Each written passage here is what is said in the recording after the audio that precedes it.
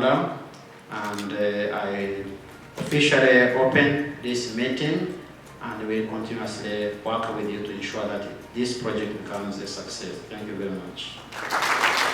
It is with great pleasure that I would like to express to you all our sincere gratitude. We are very, very grateful for your commitment and support. That is evidenced by your presence here today in this meeting to discuss achievements and challenges faced by Centers of Excellence. Centers of Excellence have been established following the approval of the financial support by the board of the World Bank in May 2016. The main objective of the centers, from the perspective of participating countries, was to create a conducive environment for the training of highly skilled and competent scientists at master's and PhD degree levels in identified key strategic areas.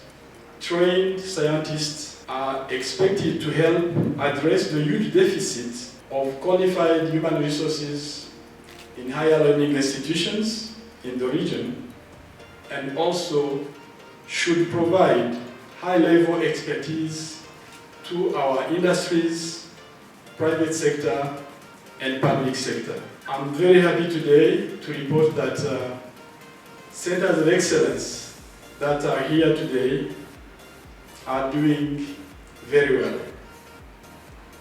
We have received the monitoring and evaluation reports, and I would like you to help me congratulate the Centers of Excellence represented here.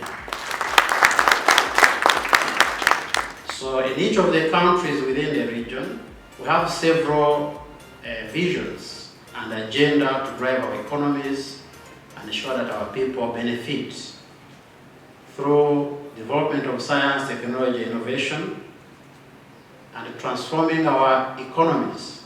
Whereas Africa is home of 15% of the world's population, it has only 2% of the world's research output.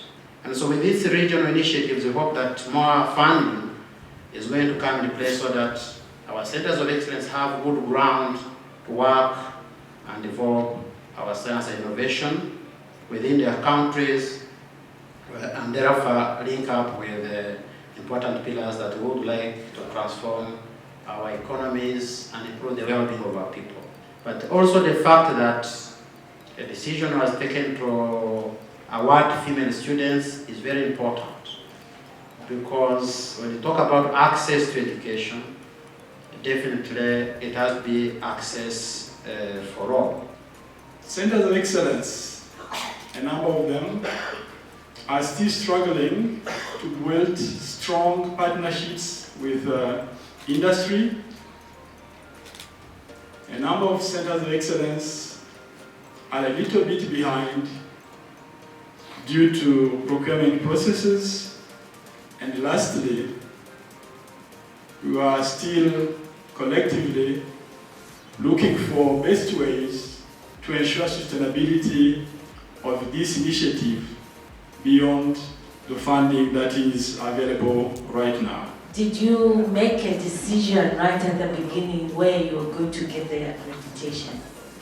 Like you already pre-select which accreditation you're going to use, whether from Germany, whether from Europe, whether from USA? Everything about ACE, strong leadership from the center leader is crucial. Okay, we from ACE1, if you look across the landscape, all the ACEs that have been successful come from strong leadership from the center leader. The main driving force for me to accelerate development is the internal force. The external force can contribute, of course, can catalyze. And we start with the first question on optimal model of the governance structure between center and university. 2 minutes for each to comment. We would prefer a center to operate like a directorate. We have that in our statute as a university, where you operate more of semi-autonomy and your operations are also supported and support other units within the university.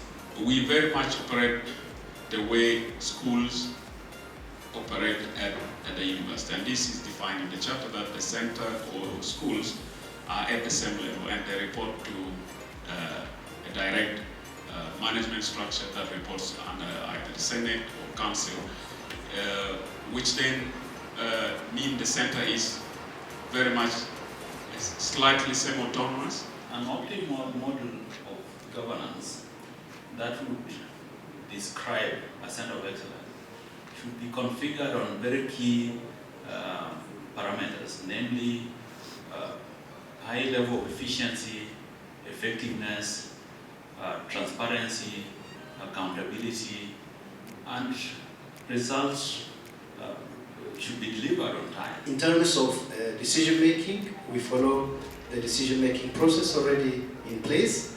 In terms of staffing, we intend to have also the center's staff, but not actually the whole staff members. We want to have only key staff members because we want to mobilize staff from different expertise and areas, both from the college as well as from international sources. Many partners, much as they may have the expertise, expect the essays to give them some money. And they're not educated of a synergy that they have to bring something on the table and the ACE has to bring something on the table. Development of MOUs and fine-tuning is actually an ongoing process. Industry partnership, industry will not come and invest money. You can't have an MOU with an industry having the amount of money they commit on us.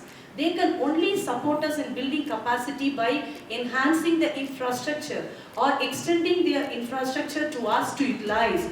But then when the MOUs are being assessed, it is being just assessed by seeing, is there a commitment of money in that MOU so that it can be considered as a deliverable? That's very difficult. So the commitment of money can be seen only in the deliverable where the center, though it is hosted by a country, it's a regional center of excellence, which the center commits to build capacity. The agreement, the MOU is there, but the agreement stays a flexible program between the partners so that every year we can always adjust it. It's still evolving, the conditions, the eligibility, the terms, because we do expect as partners coming to contribute, it is possible they'll come in with their expectations, and we have to remain flexible to see through the PASET Governing Council how best we accommodate their requirements.